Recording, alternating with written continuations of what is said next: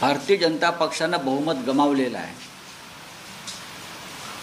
आणि कुबड्यांवरचे प्रधानमंत्री आणि त्यांचे कॅबिनेट हे आपल्याला पाहावं लागेल. सुंब जळला तरी पीळ जळत नाही असं आपण म्हणतो. हे दाखवण्याचा प्रयत्न नक्की होईल की आम्ही तेच आहोत. पण हा पीळ उतरवण्याचं काम विरोधी पक्षनेते राहुल गांधीजी करतील याची आम्हाला पूर्ण खात्री आहे. खूप वर्षांनी जनतेच्या मनातला विरोधी पक्षनेता देशाला मिळालेला, ज्याने देश फिरला, पायी संपूर्ण देश एका पदयात्रेद्वारे भ्रमण करून देशाचे प्रश्न समजून घेतले, ज्याने गेल्या 10 वर्षामध्ये असंख्य घाव झाले, अपमानाचे कडू घोट ज्याने पचवले आणि त्यातून हलाहल पचवून राहुल गांधींसारखा नेता आज नरेंद्र मोदींसमोर एक आव्हान म्हणून उभा ठाकलेला आहे आणि देशानं त्यांच्या या भूमिकेचं स्वागत केलं आहे. म्हणून ही लोकसभा आणि लोकसभेचं कामकाज नक्की कशा प्रकारे होतं आहे याकडे प्रथमच देशाचं लक्ष लागून राहिलं आहे. 10 वर्षामध्ये फक्त सरकारचा टाळकुटेपणा पाहता आला, एकतर्फी सरकारचं भजन पाहण्यात लोकांना रस नव्हता. आता विरोधी पक्ष आणि सरकारमधला सामना पाहायला मिळेल. नरेंद्र मोदी हे लोकशाहीच्या छाताडावर पाय ठेवून गेले 10 वर्ष आपली सत्ता गाजवत होते आणि त्यांनी जनतेचा आणि विरोधी पक्षाचा आवाज दाबण्याचा प्रयत्न केला. आताही ते प्रयत्न करते. राहुल गांधी ठामपणे उभे राहिले. मगाशी म्हणालो त्यांना अपमानित केलं. कोण राहुल गांधी असे त्यांनी प्रश्न विचारले. कोण शहजाद?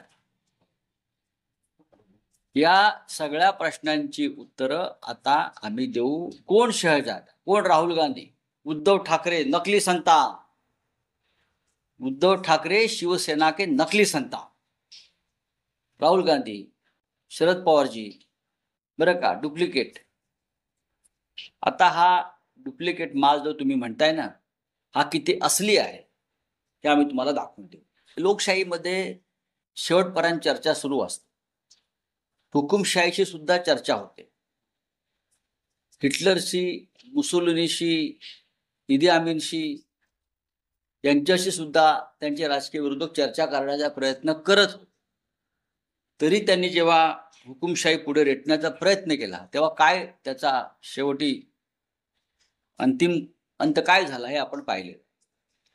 लोकशाहीमध्ये चर्चेला कायम वाव असतो आणि इंडिया आघाडीतले सगळे वरिष्ठ नेते हे त्या संदर्भात आशावादी आहेत. जर नरेंद्र मोदी आणि त्यांचे लोक काही धडा घेऊ इच्छित असतील कालच्या निकालानं, अल्पमत जे त्यांनी गमावलं, तर त्यांनी लोकशाहीचे संकेत पाळायला हवे. यांच्यावरती आयात शुल्क कमी करून पुन्हा एकदा आयात करण्याचा निर्णय सरकारने घेतला. यामुळे महाराष्ट्रातील शेतकऱ्यांना मोठा फटका बसला असं सांगितलं. आम्ही संसदेमध्ये या विषयावर नक्कीच आहोत. नरेंद्र मेहता मीरा भाईंदरचे भाजपचे पदाधिकारी आहेत, त्यांनी काल एक पोस्ट केली की मी पदवीधर मतदार निवडणुकांसाठी मतदान करून आलो. आता आक्षेप घेतला जातो की ते तर 8वी पास असल्याचं त्यांनी सांगितलं होतं ऍफिडेव्हिट मध्ये. आणि आता अशा प्रकारे भारतीय जनता पक्षानं लोकसभेच्या अनेक जागा जिंकल्या. अशा प्रकारे खोटारडेपणा, यंत्रणा ताब्यात घेणं, बोगस मतदान, ईव्हीएम घोटाळे आणि हे जे नरेंद्र मेहता पॅटर्न, बरं का, नरेंद्र मेहता पॅटर्न, या पद्धतीनं या निवडणुका त्यांनी लोकसभेच्या किमान 70 ते 80 जागा जिंकल्या असं मी वारंवार सांगतो. लोकसभा निवडणुकीच्या निकालामध्ये तुमचा स्ट्राईक रेट हा 42% आणि आमचा स्ट्राईक रेट 47% असल्याचा दावा मुख्यमंत्री एकनाथ शिंदे. कोणते एकनाथ शिंदे काय म्हणतात त्याच्याकडे फार लक्ष द्यायची गरज नाही. ही भरकटलेली आणि बहकलेली व्यक्तिमत्व आहे. त्यांचं मुख्यमंत्रीपद आउटघटकेच आहे. ते घटनाबाह्य बेकायदेशीर मुख्यमंत्री आहे आणि घटनाबाह्य बेकायदेशीरपणे जे लोक सत्तेवर बसतात त्यांना मानसिक आजार किंवा ते मनोरुग्ण असतात राजकीय दृष्ट्या. महाराष्ट्रात आणि देशामध्ये आपण हे पाहतो. बहुमत गमावलेले लोक जेव्हा सत्तेमध्ये असतात तर त्यांच्याकडनं अशा प्रकारची वक्तव्य होत असतात.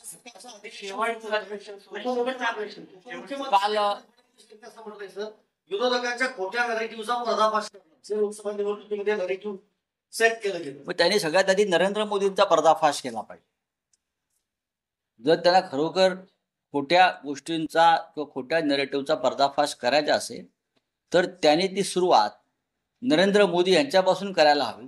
गेल्या 10 वर्षामध्ये खोटे नरेटिव्ह या माध्यमातून त्यांनी देशाचं राजकारण केलं आणि लोकांना फसवण्याचा प्रयत्न केला. ही सुरुवात नरेंद्र मोदींनी केली या देशामध्ये आणि भारतीय जनता पक्ष त्याच नेरेटिव्हनुसार राजकारण करत राहिला. उद्धव ठाकरेंच्या कार्यकाळात सर्वाधिक पेपर कुठे झाली, पेपर लीक. बघा ते आता काय बोलतायत, आताच बोला ना. 50 वर्षापूर्वीच्या आणीबाणीवर आता तुम्ही छाती पिटतात नरेंद्र मोदी. तुम्ही आताच हुकुमशाहीवर बोला असं मी नेहमी म्हणतो. गेल्या 10 वर्षात तुम्ही ज्या हुकुमशाहीने लोकांचा घात केलेला आहे बरं का, त्याच्यावर बोला. जी दडपशाही चालवली आहे त्याच्यावर बोला. पेपर फुटीवर मोदींनी बोलावं. फडणवीस कसले बोलतायत? नरेंद्र मोदींनी त्यांच्या मंत्र्याचा राजीनामा घेतला पाहिजे. उत्तर प्रदेशमधला एक मंत्री, एक आमदार एनडीएचा या पेपर लीक घोटाळ्यातला सूत्रधार आहे, हे समोर आलाय. तो कॅमेऱ्यावर मान्य करतोय देशातले सगळे पेपर मी फोडलेले आहेत आणि फोडू शकतो. हे जेव्हा सांगितलं जातं तेव्हा देवेंद्र फडणवीस यांनी आपला चेहरा आरशात पाहायला पाहिजे. संदीपान भुमरे आमदार म्हणून निवडून आले, मग अजूनही त्यांनी मंत्रिपदाचा राजीनामा दिला नाही. त्यांना विचारलं असतं ते म्हणतात की मुख्यमंत्री सांगत नाही लोकांना मी राजीनामा देणार. म्हणजे त्यांच्याकडे राज्यातही मंत्री नाही. मी असा याच्यावरती मी काय बोलणार नाही, राज्यातला विषय आहे. पण बेकायदेशीरपणे काम करण्यामध्ये या सरकारचा हातखंडा आहे. मुळात जे सरकारच घटनाबाह्य आहे, जे सरकार बेकायदेशीर आहे, त्यांच्याकडून तुम्ही दुसरा कोणता अपेक्षा करता? ते गुन्हेगारांचं सरकार आहे. ओम बिर्ला अध्यक्ष झाल्यानंतर काल पहिल्याच दिवशी त्यांनी आणीबाणीचा निषेध करत थेट इंदिरा गांधींचं नाव घेतलं. सर, इंदिरा गांधींच्या नखाची सराने येणार नाही. इंदिरा गांधी हे एक महान व्यक्तिमत्व होतं आपल्या देशातलं.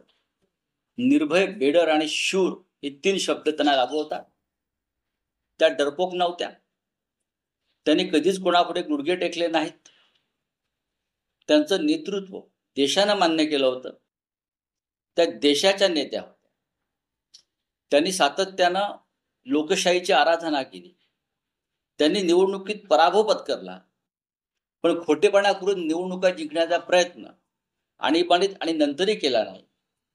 पराभव पत्करून त्या पुन्हा लोकांसमोर गेल्या आणि लोकांनी त्यांना पुन्हा सत्तेवरती आणलं बरं का. ओम बिर्ला, नरेंद्र मोदी हे सगळे लोक इंदिरा गांधी यांच्याप्रमाणे कधी वागल्याचे तुम्हाला आढळतंय का? नाही. त्याच्यामुळे कोण काय म्हणतंय, इंदिराजी महान आहेत आणि या देशाच्या मनात आणि हृदयात त्यांचं स्थान हे कायम राहील. राऊत साहेब, राज्यामध्ये राज्यपाल नियुक्त 12 आमदारांची नियुक्ती संदर्भात पुन्हा हालचाली सुरू झालेल्या आहेत. कदाचित त्या याच अधिवेशनाच्या दरम्यान हे शेवटचं अधिवेशन आहे आणि सुप्रीम कोर्टात या संदर्भातला खटला सुरू आहे. मुळात हे सरकार घटनाबाह्य बेकायदेशीर आहे. या सरकारला राज्यपाल नेमणुका करण्याचा अधिकार नाही. तरीही ते करत असेल तर मी जे म्हणतोय हे गुन्हेगारी प्रवृत्तीचं सरकार आहे. महाविकास आघाडीतले 3 पक्ष तुम्ही एकत्र लढणार आहात सर. यामध्ये मुख्यमंत्री पदाचं काय फॉर्म्युला असणार आहे? ज्यांच्या जागा जास्त त्या पक्षाचा मुख्यमंत्री असणार की कसं? असं कोणी सांगितलं? असं कोणी जाहीर केलंय का? महाराष्ट्रामध्ये चेहऱ्याशिवाय, मुख्यमंत्री पदाच्या चेहऱ्याशिवाय निवडणुकीला सामोरं जाणं हा धोका आहे. या महाराष्ट्रानं महाविकास आघाडीचे मुख्यमंत्री म्हणून उद्धव ठाकरे साहेबांचं काम पाहिलं. लोकसभेतलं मतदान अनेक घटकांचं हे माननीय उद्धव ठाकरे यांच्याकडे पाहून सुद्धा झालेलं आहे. अर्थात तिघांची ताकद एकत्र होती. पण बिन चेहऱ्यांचं महाविकास आघाडी किंवा बिन चेहऱ्याचं सरकार हे अजिबात चालणार नाही. लोक स्वीकारणार नाही. लोकांना चेहरा द्यावाच लागेल. थँक्यू. धन्यवाद.